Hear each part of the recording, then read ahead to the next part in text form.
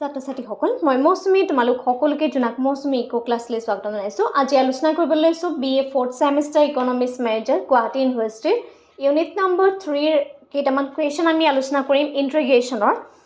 ইণ্টিগ্ৰেশ্যনৰ এনেধৰণৰ কুৱেশ্যনখিনিও তোমালোকে চাব লাগিব, যিহেতু আমাৰ 4 মাৰ্কৰ কুৱেশ্যন বা লং কুৱেশ্যনবিলাকৰ লগত বা 2 মাৰ্কৰ যিখিনি কুৱেশ্যন আহে সেইখিনিতো ইণ্টিগ্ৰেশ্যনৰ এনেধৰণৰ কুৱেশ্যনবিলাক অহা বহুত বেছি চান্স থাকে। আৰু লগতে ইণ্টিগ্ৰেশ্যনৰ যিখিনি এপ্লিকেশ্যন হয়, কনজিউমাৰ ছাৰপ্লাছ হওক, প্ৰডিউচাৰ ছাৰপ্লাছ হওক, সেই কুৱেশ্যনখিনি তোমালোকে চাবা। ঠিক আছে, এতিয়া আহিছোঁ আজিৰ যোনটো কুৱেশ্যন আমি লৈছোঁ সেই কুৱেশ্যনটোলৈ। আমাক এটা ফাংচন দিয়া হৈছে ইণ্টিগ্ৰেশ্যনৰ, আৰু ফাংচনটোত আছে integration 6x² + 4x + 10 divided by x³ + x² + 5x whole cube dx। Okay, এতিয়া এনেধৰণৰ যেতিয়া কুৱেশ্যন থাকিব সেই কুৱেশ্যনবিলাকত সাধাৰণতে আমি ইউজ কৰি পেলাই কৰিম, তেতিয়া আমাৰ কুৱেশ্যনটো সহজ হয়। ঠিক আছে, ভিডিঅ'টো শেষলৈকে চাবা। আমাক ফাংচন এটা দিয়া হৈছে, গিভেন দ্য ফাংচন হৈছে integration 6x² + 4x + 10 divided by x³ + x² + 5x whole cube dx। Okay, এতিয়া এই ফাংচনটোত আমি এই যে আছে x³ + x² + 5x, ইয়াক যদি আমি ইউ বুলি ধৰি লওঁ, ঠিক আছে, আমি কোনটো ফাংচনক ধৰিম? আমাক যোনটো ফাংচন দিয়া হৈছে x³ + x² + 5, ইয়াক আমি ইউ বুলি ধৰি ল'ব লাগিব। ঠিক আছে, এতিয়া চাবা, তাৰ আগতে এই কুৱেশ্যনটো তুমি চিম্প্লিফাই কৰি ল'ব পাৰা। চিম্প্লিফাই কৰিবলৈ হ'লে আৰু এটা ষ্টেপ যদি মই কৰি দেখাওঁ, নেক্সট চাবা, ইয়াত আছে 6x² 4x + 5, ইয়াক যদি আমি 2 এটা কমন লওঁ তেতিয়াহ'লে কি হ'ব? 2 ইয়াত হ'ব 3x² + 2x + 5 divided by x³ + x² + 5x whole cube dx। Okay, এতিয়া আমাৰ মেথছটো কৰিবলৈ সুবিধা হ'ব। কিয় সুবিধা হ'ব চাবা, এই ইণ্টিগ্ৰেশ্যনৰ এই যিটো পাৰ্ট হয়, ইয়াত যিটো 2 হৈছে, 2টোক যদি আমি বাহিৰলৈ লৈ আনো, ঠিক আছে, 2টোক মই বাহিৰলৈ লৈ আনিছোঁ, আনাৰ পিছত ওপৰত কি থাকিব? ওপৰত যদি আমি 1 ধৰি লওঁ, x³ + x² + 5x, ঠিক আছে, 3x² + 2x + 5 dx আৰু কিউব। ঠিক আছে, এনেধৰণে আমি লিখিব পাৰোঁ। ঠিক আছে, এতিয়া এই কুৱেশ্যনটোত যে আছে x³ + x² + 5x আৰু হোল কিউব আছে। এতিয়া যিহেতু ইয়াত কিউব আছে, আমি ওপৰলৈ লৈ গৈ কৰিব পাৰোঁ -3 দি পেলাই, কিন্তু তাতকৈ সহজতে যদি আমি কৰিব পাৰোঁ ইউ লগাই, তেতিয়াহ'লে আমি ধৰি লৈছোঁ late U = x³ + x² + 5x। ঠিক আছে, লেট হিচাপে আমি ধৰি লৈছোঁ লেট। ঠিক আছে, তেতিয়াহ'লে আমি du/dx তাৰমানে এইটো ডিফাৰেঞ্চিয়েট কৰিব লাগিব। d/dx ইয়াত লিখিব লাগিব x³ + x² + 5x। অ'কে, এতিয়া এই কুৱেশ্যনটো ডিফাৰেঞ্চিয়েট কৰিবলৈ হ'লে xৰ ওপৰত পাৱাৰ আছে 3, কিমান আহিব? x 3 - 1 প্লাছ xৰ ওপৰত পাৱাৰ 2 আছে x 2 - 1 আৰু 5x আছে 5x 1 - 1, আৰু আল্টিমেটলি ইয়াৰ যোনটো আমি ভেলু পাম সেই ভেলুটো হৈছে 3x² + 2x + 5। অ'কে, এতেকে চাবা du/dxৰ আমি এটা ভেলু পালোঁ, সেইটো হৈছে 3x² + 2x + 5। এতিয়া আমি duটো উলিয়াই লওঁ। du = 3x² + 2x + 5, আৰু এইটো হ'ব বেকেট দিয়া, আৰু এই dxটো আমাৰ ছাইডলৈ কি হৈ যাব? পূৰণ হৈ যাব। ঠিক আছে, এতিয়া এইটো উলিয়াই ল'লেই আমাৰ ইণ্টিগ্ৰেশ্যনৰ বাকী কামবিলাক সহজ হৈ যায়। ঠিক আছে, এতিয়া আমি আকৌ ইণ্টিগ্ৰেশ্যনলৈ আহিলোঁ। ইণ্টিগ্ৰেশ্যন আহিলোঁ, ওপৰত আমি 1 লিখিম। এতিয়া আমি ধৰি লৈছিলোঁ x³ + x² + 5x = u।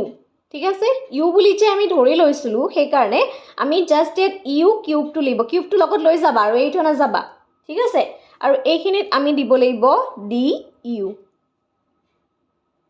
ঠিক আছে আমি ডি ইউ কিয় পাতিলোঁ বহুতে ভাবিব পাৰা ইয়াত আছে চোৱা ইয়াত আছে 3x square plus 2x plus 5 এইটো আছিলে গতিকে এইটোহে পাতিব লাগিছিলে কিন্তু আমি ডি ইউনো কিয় পাতিলোঁ যিহেতু এইটো ফাংচনটো ডি ইউৰ হয় আৰু লগতে আমি আগত দেখুৱাই থৈ আহিছোঁ যিহেতু d u equal to 3x square plus 2x plus 5 ঠিক আছে তাৰ মানে এই ডি ইউৰ ভেলুটো যিহেতু আমি অলৰেডি উলিয়াই থৈ আহিছোঁ গতিকে ইয়াৰ জেগাত আমি ডি ইউ লিখি দিব পাৰোঁ ঠিক আছে মই লাহে লাহে বুজাইছোঁ যাতে সকলোৱে বুজি পায় আদাৰৱাইজ এই কুৱেশ্যনটো কৰোঁতে তোমালোকৰ বেছি টাইম নালাগে নেক্সট আৰু অকণমান সহজ হ'বৰ কাৰণে আমি কি কৰিম ইণ্টিগ্ৰেশ্যনটো ৰাখা এই যে ইউ কিউব আছে এইটোক আমি ওপৰলৈ লৈ যাওঁ তেতিয়া কি হ'ব ইউ মাইনাছ 3 ডি ইউ হৈ যাব হ'বনে ঠিক আছে ক্লিয়াৰ হৈছে নেক্সট ষ্টেপত আমাৰ কৰিবলৈ সহজ হ'ব চাবা একেটা লাইনতে কৰি দিছোঁ এতিয়া 2টো ৰাখা ইউৰ ওপৰত পাৱাৰ কিমান আছে ইউৰ ওপৰত পাৱাৰ আছে -3 ডেট মিনছ -3 তাৰপিছত লিখিব লাগিব +1 এগেইন ইউৰ ওপৰত পাৱাৰ কিমান আছে -3 +1 ঠিক আছে আৰু এইখিনি লিখিব লাগিব +c এটা ডি ইউটো নালাগে আৰু ঠিক আছে আমি +c লিখিম যিহেতু আমি ইন্টিগ্ৰেশ্যনৰ চিম্বলটো অলৰেডি আঁতৰাই দিলোঁ ঠিক আছে নেক্সট চাবা ইয়াত আহিব 2 নেক্সট ইউ -2 এইখিনি হ'ব মাইনাছ প্লাছ চি ঠিক আছে ইয়াতো 2 আছে ইয়াতো 2 আছে এইটো কি হ'ব কেনচেল যাব আল্টিমেটলি কি হ'ব মাইনাছ এটা থাকি যাব আৰু আমাৰ ভ্যালুটো এনেকুৱা হৈ যাব এই ভ্যালুটো হ'ব -ইউ প্লাছ চি ঠিক আছে গতিকে এই ভ্যালুটোক আমি এনেধৰণে পাতিব পাৰোঁ তুমি মাইনাছটো আগত দিয়া ইউৰ এটা ভ্যালু আমি উলিয়াই থৈ আহিছিলোঁ কি উলিয়াইছিলোঁ ইউৰ ভ্যালু উলিয়াইছিলোঁ x cube plus x square plus 5x okay এইটো আমি ভ্যালুটো অলৰেডি লেট হিচাপে ধৰি আহিছিলোঁ গতিকে ওপৰত পাৱাৰ কিমান আছে -2 প্লাছ চি এইটো তুমি তললৈ লৈ আনিব পাৰা ঠিক আছে তললৈ লৈ আনিলে তলত স্কোৱাৰ হ'ব ওপৰত 1 হ'ব এনেকৈ পাতিলেও হ'ব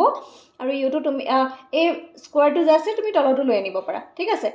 আই হোপ বুজি পাইছা কুৱেশ্যনখিনি কৰোঁতে বেছি দেৰি নালাগে ঠিক আছে মই যিহেতু বহুত লাহে লাহে কৰাইছোঁ যাতে সকলো ছাত্ৰ ছাত্ৰীয়ে বুজি পায় সেইকাৰণে কুৱেশ্যনটো কৰোঁতে অকণমান টাইম লাগিছে আমি ইণ্টিগ্ৰেশ্যনৰ আৰু এটা কুৱেশ্যন কৰোঁ আহা ধৰি লৈছোঁ আমাক এটা ফাংচন দিয়া হৈছে 12x square 3x cube plus 2 dx ঠিক আছে এতিয়া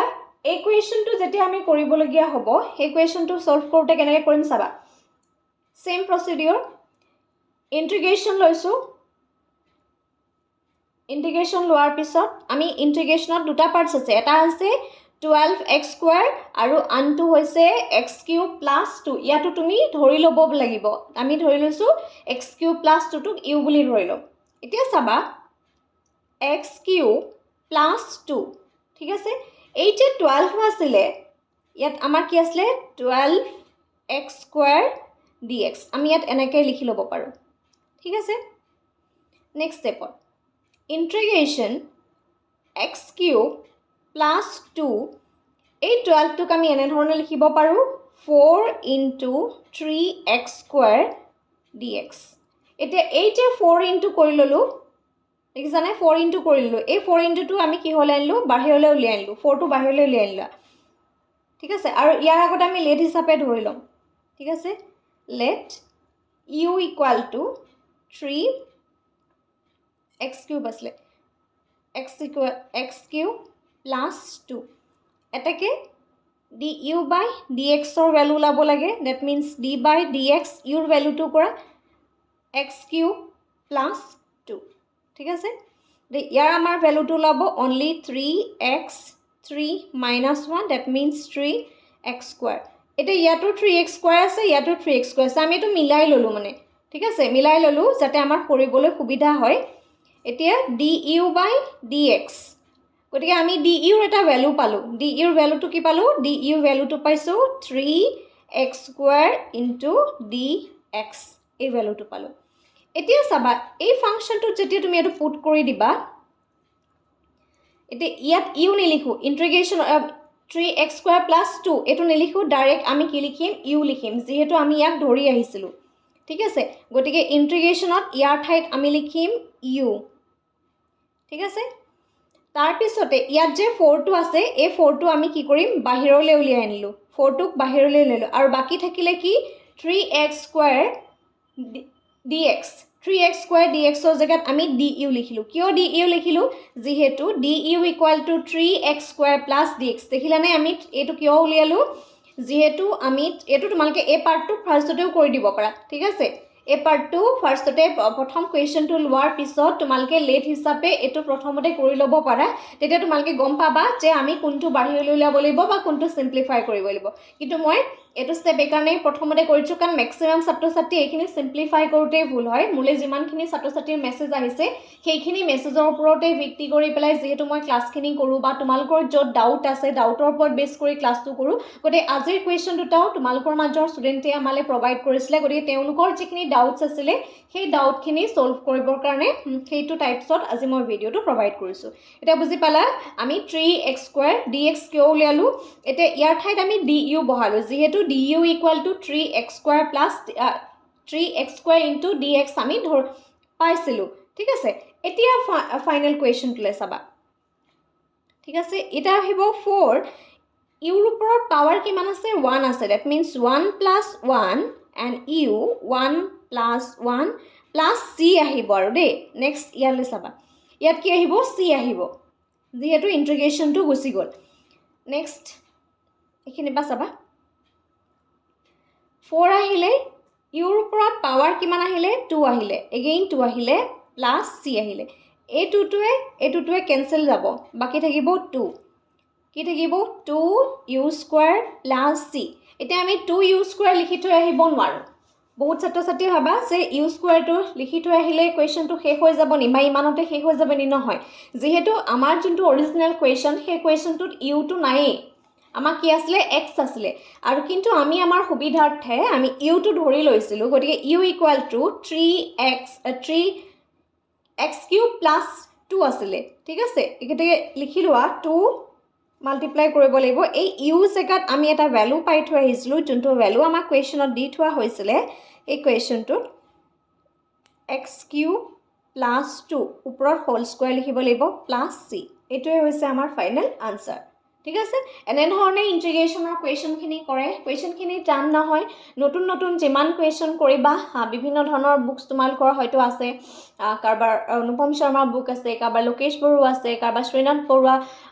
বুক আছে বা আদাৰৱাইজ কলেজ লাইব্ৰেৰীত আমাৰ বহুতখিনি ম্যাথমেটিক্যাল বুকস अवेलेबल থাকে গতিকে সেই যিমানখিনি বুকস থাকে তোমালকে মাল্টিপল টাইম তাত ৰিভিজন কৰা যিমানখিনি প্ৰেক্টিস আছে সেই প্ৰেক্টিসখিনি যদি কৰা তেতিয়া হলে তোমালকে নতুন নতুন ম্যাথ শিকিবা আৰু লগতে নতুন নতুন আইডিয়া বিলাকো তোমালকে পাই থাকিবা কাৰণ এই কোৱেশ্চন বিলাক এনেকুৱা যে ছাত্ৰ-ছাত্ৰীয়ে বহুতে ভাবে যে পৰীক্ষাত পেপাৰ টান আহিছে পেপাৰ একচুয়ালি টান নাহে ঠিক আছে মেইন কথাটো হৈছে আমাৰ প্ৰেক্টিস আৰু ম্যাথছ এনেকুৱা নহয় যে তুমি আজি যিখিনি বস্তু পঢ়িছা সেইখিনি পৰীক্ষাত আহিব তুমি এটো জেড কপি কৰিবা হেতু নহয় ম্যাথছ বস্তুটো বুজি পাবই লাগিব আৰু আমি চেষ্টা কৰি আছো ইমান দিনৰ পৰা যিমান পাৰি এটা ইজি ওয়ে তোমালকৰ মাজলৈ ইকনমিক্সখন লৈ যোৱা স্পেশালি ম্যাথছৰ পেপাৰখন যিমান পাৰো ইজি ওয়ে তোমালকৰ মাজলৈ লৈ যাবলৈ চেষ্টা কৰিছো আৰু কোৱেশ্চনটো বুজি পালানে এটা কমেন্ট কৰি জনাবা যদি কমপ্লিট কোৰ্সত জয়েন হ'ব বিচাৰিছা স্ক্ৰিনত যোনটো WhatsApp নম্বৰ দিয়া আছে তাত তোমালকে কন্টাক্ট কৰিব পাৰিবা এটা মিনিমাম এমাউন্টৰ সাবস্ক্ৰিপশন ফিজ পেমেন্ট কৰাৰ পিছত আমাৰ লগত গোটেই কোৰ্সত জয়েন হ'ব পাৰিবা আৰু অনলি ম্যাথমেটিক্সৰ পেপাৰখনৰ কাৰণেও সাবস্ক্ৰিপশন কোৰ্সটো अवेलेबल আছে আজিলে ভিডিওটো মানে ধন্যবাদ